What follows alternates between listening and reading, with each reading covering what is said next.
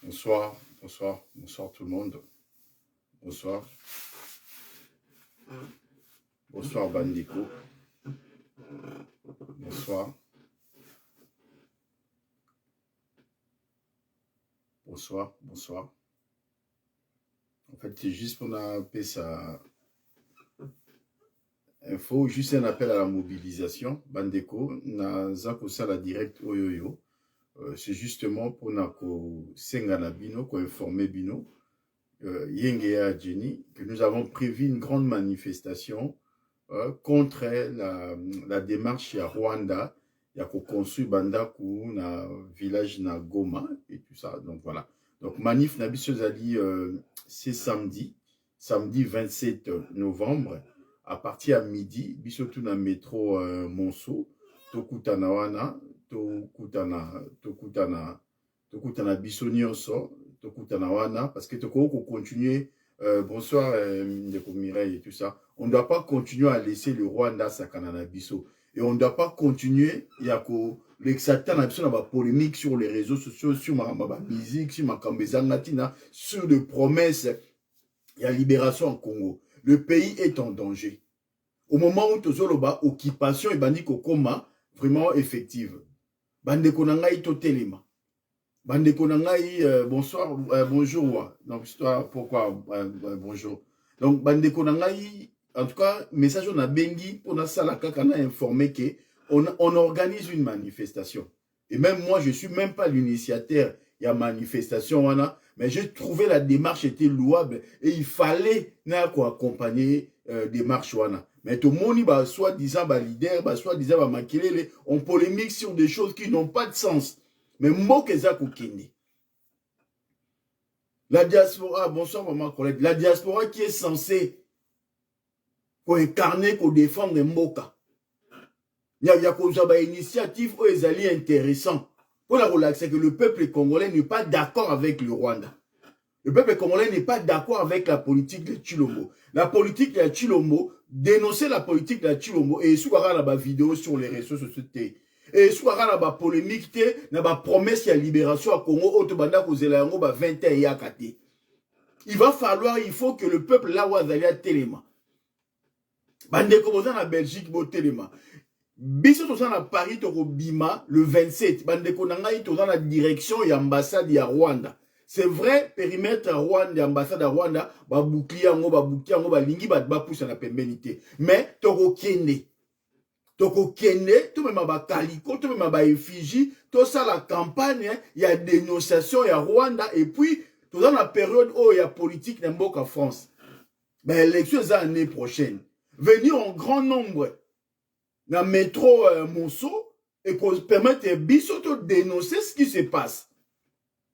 Et Ali le 27, n'a répété le samedi 27 oyo bandeko nangai. Message na bengi binoka rapport na yango wana. Bandeko nanga tota la malilité. Ba polémique eza sur les réseaux sociaux oh ceux qui ko la leadership oh alingi boy, ezo ko endormir biso. Et ali ko endormir biso ba promesse ya libération auto yoka yango soki combien de fois. Muto alinga libérer mboka ko promettre bien te ko agir mbala moko. Ba promesse wana eza ko l'exception ali ko endormir biso. Or moment auto ali moment où il faut yo telema. Il faut yo bima. Yango to sengi bande ko na Paris. Surtout ça na Paris to na France. To sengi bino bat bozali na France pour se disponibiliser, bo faire en sorte que to kutana biso nyonso na 12 heures na métro Monceau. La déclaration préfectorale to yango. Boya. Ba demande ya manifestation pour la Liewana et c'est la mission qui 3 ou 4 ou 5. Ça veut dire que la volonté y est. Tout ça m'a simaté. Bandeko o bazana kati ya mboka actuellement. Et je ne pense pas que bazana makasi ya kobunda na Rwanda ceux qui biso diaspora to salité. Oui, il y a un moment où, au niveau de diaspora, tout ça qui est un peu affaibli, tout ça qui est un peu touché, bah, polémique à la con, bah, polémique créée dans un sens, surtout éviter pour la nini, qui alimente les polémiques là, qui est derrière, bah, toi, là, bah, alimenter, bah, polémique, tu éviter. Néanmoins, Le Rwanda, pendant que tu as la polémique à la con sur les réseaux sociaux, la polémique à la con avec les dettes, la libération, le Rwanda est en train d'occuper nos terres. Le Rwanda est en train d'occuper nos territoires. Gestion ya Goma, ya aéroport, ya Goma est commis na maboko ya Rwanda. Or, contrôler l'aéroport, le sac au Patrick Fonja. Contrôler l'aéroport, c'est contrôler nos frontières. Contrôler l'aéroport, il y a Goma Saïdi, c'est permettre à ce que ba minéré, ba biloke kota, ba minduke kota na sens nyo surtout, oh ya terme tolingi. C'est le Rwanda qui contrôle l'aéroport ya Goma. Ba commission aéroport international et ezali carrément lié na Rwanda directement na Kigali. Bazo construire bandaku na kati ya Congo. Chilombo pesi bango nyonso tu balingi bazwa pourvu que Chilombo atika na pouvoir. Chilombo ne pense qu'à rester au pouvoir au-delà de 2023. Ndeko na ngai mutako sabino te ko libérateur a kozala to libération kozala. Libération e ko uta ceux qui peuple congolais sur place à Télémi. Libération nyos lit armée nyos oyo ko na kati ya Congo e kozala na appris à ba sacrifice. Oh, tout ça, comme on a l'élo, et d'aller que bon, tout le pays au moyen, ok, na Congo, kende koe, to fournir yo ba arme, wana, on peut s'habiller ma belé, on peut s'habiller, to rozala toujours kaka sous contrôle, ya ba pays wana. Il va falloir ainsi que le peuple congolais a téléma. Libération peut armer l'équipe peuple zate. Ndekonanga ito asine loka olobate o la libérateur, a ozazata ozalati. Libérateur o kendo o kitananjila ke libérer Congo te. Libérateur aux Aminduki, aux René Faminduki, na Rwanda n'était pas contre la Congo parce qu'il faut payer en gros. Libérateur aux Outa na Burundi, à que les Aminduki na Burundi gratuitement pour libérer Congo gratuitement. Non. Et qu'on en a pris à Babylone que belé. On a vu les Jean-Pierre même à prendre les armes au nom à MLC, mais Bazali qui va sous-traitant. Aujourd'hui, Congo n'est Zaliwana. Chaque pays où a frontalier na Congo a un territoire où il y a contrôle. Donc ceux qui y a copé ça au Minduki, a copé ça au Minduki pour libérer, il était dans un territoire où a occupé. A copé ça au Minduki pour y maintenir Congo dans la position où ils ont lelo. Angola a besoin Congo de libérer. Ceux qui Congo comme il libéré, ba pétrole Angola doka a besoin de souté. Angola a besoin il y a Congo de libérer. Ceux qui Congo comme il libéré Angola a besoin de la Kaemba. Rwanda a besoin de Congo de libérer. Ouganda a besoin de Congo de libérer. Burundi a besoin de Congo de libérer. Bande konangai. Que personne vient vous tromper. Moutoumouya a encore sa minute qu'on a providentiel à Zali, à Roya Boye, Moutoumouya, Roya, au Soki Boye, à même la libération, bazon tek la bino mou pépé, au moment où tu Totelemisa peuple. On n'a pas d'autre solution. Il y a Totelemisa diaspora, il y a Totelemisa peuple. On n'a pas besoin de leadership et leadership pour voir Luka et qu'on servir biso na elo côté. Il y a moto sengi na binoto bima. Boya à partir à 12h na métro Monceau ligne 2 na Paris. Toya to kende to dénoncer ambassade ya Rwanda. To dénoncer Rwanda. To dénoncer ba acte Rwanda dali opposé na Congo, to dénoncer Chilombo oyo a cédé Congo na maboka ba Rwandais. Ba polémique sur les politiciens et quoi apporter biso rien du tout.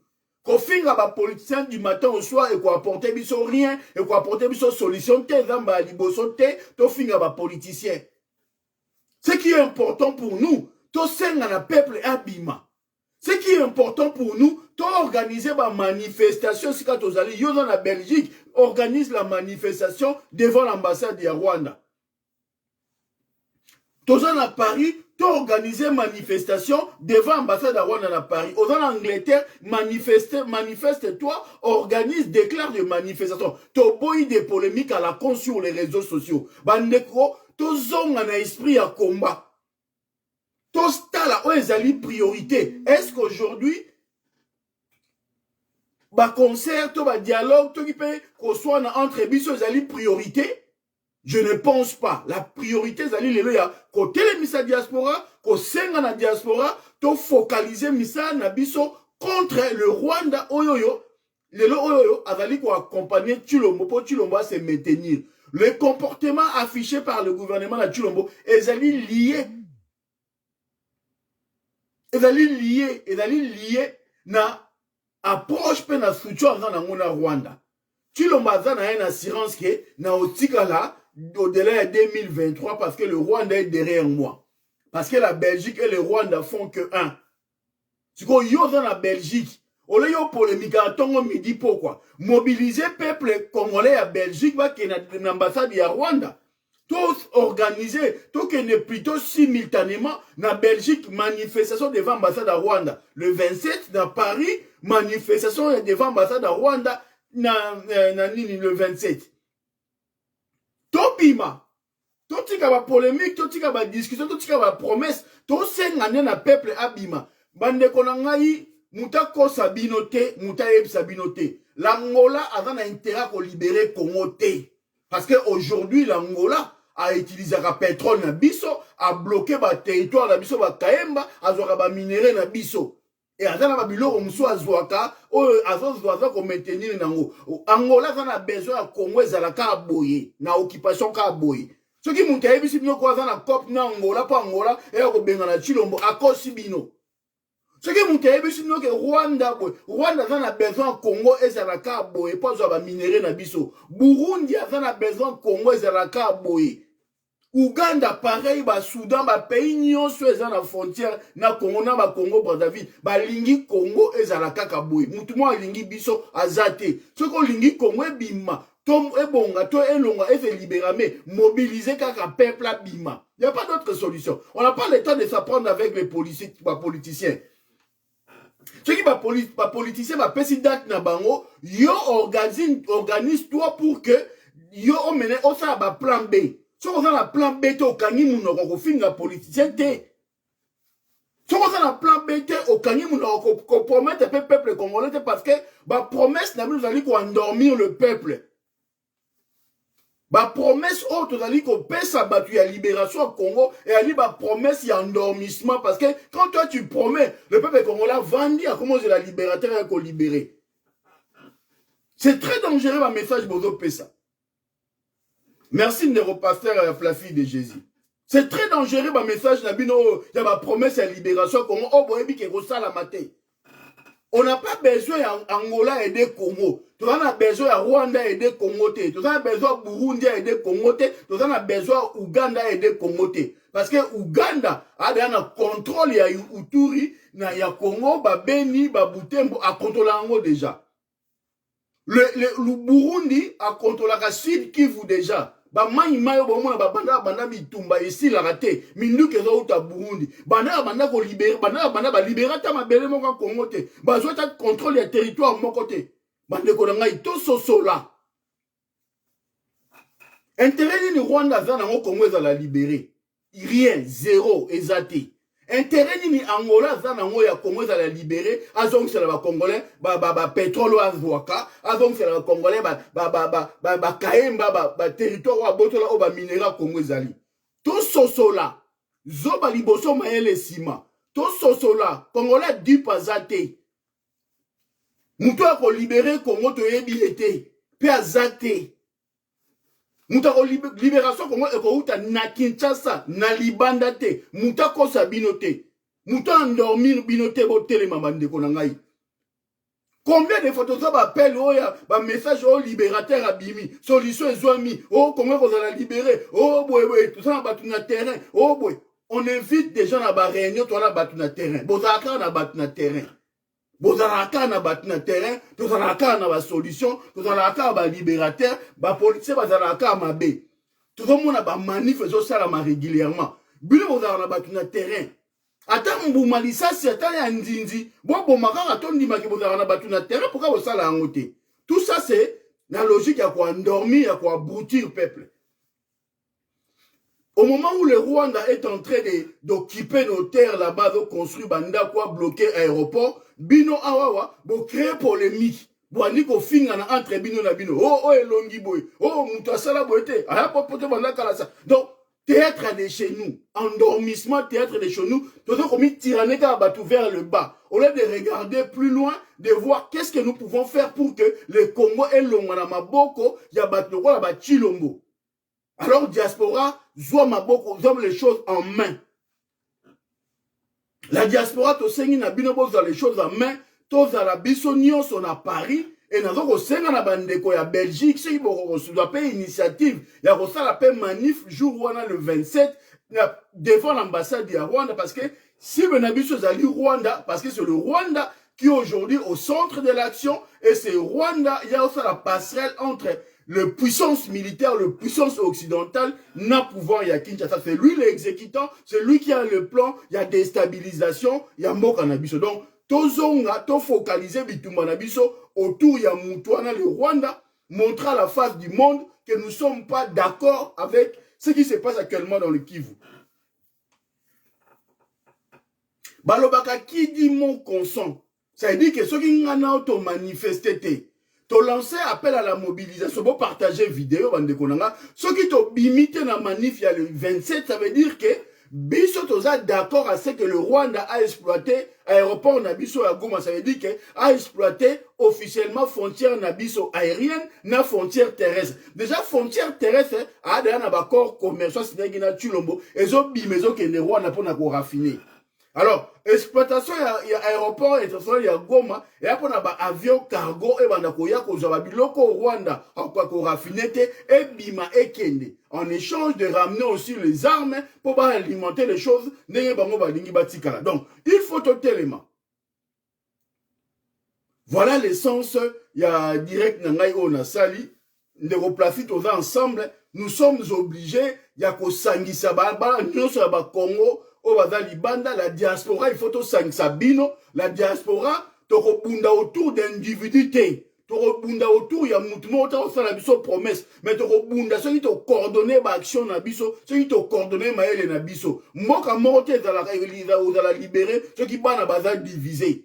Fabi mokote ke na liboso, ceux qui ban na bazar divisé. Famille nyonso ezalaka na ba miyibi, ba zoba, ba tamayele na batubwe. Mais complémentarité on est à la force. Mais pour qu'il y ait la complémentarité, il faudrait que batu nyonso ba dans la place moko, to za la musapi moko lokola un seul homme pour que to bunda. La division qui est en train de se créer de manière artificielle à niveau combat, ezali pour la endormir, pour la permettre à l'ennemi à déstabiliser biso. Yango, nous avons compris ça, nous avons l'obligation en tant que bana ya mboka, o azana bolingwa Congo, o azana notion et intérêt général, o azana kotala kibongaite, o azana kotala yete, atali Congo liboso, azana obligé avant na bandeko. Et nakati ya combat o mutu na mutazana le passé na ye nakati ya diaspora mutu na mutazana le passé na ye muta modèle azate. On a des défauts, on a de qualités. Alors, et le est important, to luka, to tirer le combat vers le haut pour la bolingo ya Congo, mais pour la bolingo na biso batute. Bandeko na ngai to mobiliser, bo partager vidéo oyo partout ce que bandeko bazali to yeba. Priorité na biso ezali nini? Est-ce que qu'on soit sur les réseaux sociaux, qu'on crée des polémiques à la con, ou de se dire, ben voilà, il y a une situation chaotique, on doit se lever comme un seul homme, tout mobiliser par moyen d'action pour que tout empêcher dynamique économique au Kenya, il y a qu'au kata nord qui veut que Namaboko ya ba Rwanda, ya ba occupant. Donc voilà un peu le sens, il y a un message d'Angaï. Bonsoir Ndeko Christian. Donc, Bandeko on a Paris. Samedi, à partir de midi, dans métro ligne 2, Monceau, to sengi sitting devant l'ambassade de Rwanda, fortement, bah, repère sa bisoté, mais compte tenu, il y a tension, et ça s'est passé actuellement à l'Est, parce que les groupes armés n'ont moyen, tout, bah, au quota, tout, ça va retour, moko, mabé, tout va obliger, tout, à la Libanda, là où Tokozala, nous allons dénoncer de manière efficace et na ba moyen tout autorosa nango la démarche à Rwanda. Donc boya na ba kaliko ba effigie à Kagame, boya na ba photo on ne ba massacre ça na Congo, boya nango toko tele misango tous les lots ya quartier wana, eza quartier à 16e, quartier à 15e, ya 8e et c'était quand même un quartier oyoyo, et ya IP et tout ça. Donc, quel que soit l'endroit de Kozala, celui qui a ba kaliko, ba message, ba biloko ya nenge na nenge, to bima, to bloqué passage, et qu'on a qui sait réellement que le peuple congolais n'est pas d'accord avec ce qui se passe actuellement. À la fois avec le gouvernement, mais aussi avec le Rwanda, dans la puissance occidentale, notamment le ONU, où ils ont facilité Rwanda à opérer et agir de la sorte. voilà un peu l'essence et un message nanga zaki na unapoka o yangwana. Et il pona ça l'appel à la mobilisation pour le 27 novembre na osenga na bandeko vraiment oh nyos à côté direct oh asa atteint fort ya ko partager mon fils que na mi on a s'il vous plaît, c'est pas pour moi, c'est pour l'intérêt à patrie. Je vous dis que moi na initiative pe outi na ngate et outi na bandeko misusu o pe ba contacter ngai on a moni intérêt pe na bolingo ya mboka na lobi qu'il faut na mobiliser, il faut tout ça en sorte que tozala ebele jour wana le samedi 27 to banda début ya ba action contre le Rwanda. Quitte à le faire régulièrement, boya jour wana après aussi, on va réfléchir comment te remettre en place stratégie ouais qu'on a la question on a qu'on se réunir régulièrement jusqu'à ce que to bloquer dynamique ya Rwanda. Donc la porte elle est grandement ouverte na ba mouvement nyonso na ba ndeko nyonso tout. En tout cas to quitte d'abord ba initiative to ça dango ya malamu to ya mabe mais total intérêt ya mboka. Et mutu nyonso bonsoir ya Ilande. Mutu nyonso o azana bolingo ya Congo, mutu nyonso o azana bolingo ya mboka oyo azana Paris, asa la devoir patriotique na ye, en tout cas na likambu ya Rwanda. Ennemi na biso ya Rwandais, eza ennemi oyo asangisaka biso nyonso tout. Donc là, tout en raison, tout en argumenté. Moi, j'ai appris la nouvelle, pas une initiative, on a décidé d'appuyer. Ce qui me dit que moi, comme si Kazali, même si c'est pas d'empêchement, mais ce qui a partagé vidéo, à Sali Live pour demander à ce que le peuple, à niveau de France, Tobim en grand nombre, ça suffit. Et il n'y a que le nombre qui peut compter, et il n'y a que le nombre qui peut définir et dire à ce que, oui, Tozala qui est belé, Tobima qui pour dénoncer, Tobima qui pour l'Alitamboué. C'est un sitting. Aussi na 17h donc le message on a qui n'a pas passé le lo yangoana et je tiens à rappeler que unité est entre biso to mesana ko swana to mesana ozana ba désaccord libération ya Congo et koya kaka ceux qui peuple na Kinshasa to na ba province ba telemi libération ya Congo to confie en na mutute pe libération ya Congo au compter dans mon amoutouté.